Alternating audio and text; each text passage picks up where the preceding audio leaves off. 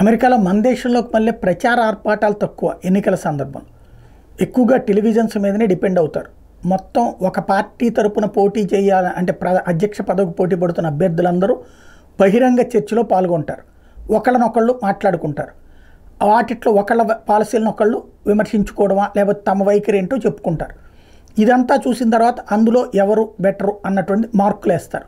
ఆ మార్కుల ఆధారంగా వాళ్ళు ఆ పార్టీ నుంచి అధ్యక్ష పదవికి ఎన్నికవుతారు.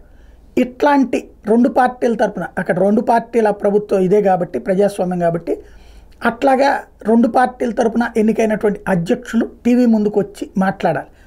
తద్వారా వాళ్ళ స్టైల్ ఏంటి, వాళ్ళకి సంబంధించినటువంటి విధానాలు, అంతర్జాతీయ విధానాలు, దేశీయ విధానాలు, వీటి మీద ఇద్దరు అభిప్రాయాలు ఏంటో ప్రజల ముందు వ్యక్తపరిస్తే ప్రజలు ఏది కరెక్ట్ అనుకుంటే వాళ్ళకి ఓటేస్తారు. అది వాళ్ళకి ప్రజాస్వామ్యం. ఇందులో ఆ మధ్యన ఎడమెంట్గా ఉంటూ నేను అట్లాంటి చర్చల్లో పాల్గొననని చెప్పి క్రిందసారి తిరస్కరించినటువంటి ట్రంప్ ఈసారి ఓడేటప్పటికి మళ్ళీ ఆయనకి బుద్ధి వచ్చినట్టుంది. తాజాగా చూస్తే అమెరికా అధ్యక్ష ఎన్నికల రసవత్రంగా సాగే అవకాశం కనబడుతుంది. ముఖ్యంగా ఎన్నికల ముందు జరిగే చర్చల మీద డెమోక్రాట్ రిపబ్లికన్ల మధ్య మాటల యుద్ధం కొనసాగుతుంది. నేపథ్యంలో యుఎస్ ఎలక్షన్ డిబేట్స్ కమిషన్ నిర్వహించే చర్చలకు దూరంగా ఉన్న అధ్యక్షుడు బైడెన్ టెలివిజన్ వేదికగా చర్చలకు మాత్రం తాను సిద్ధమేనని ప్రకటించారు. ఈ సవాల్ను స్వీకరించిన మాజీ అధ్యక్షుడు డొనాల్డ్ ట్రంప్ గర్జించేందుకు తాను సిద్ధమంటూ సోషల్ మీడియాలో ప్రకటించారు.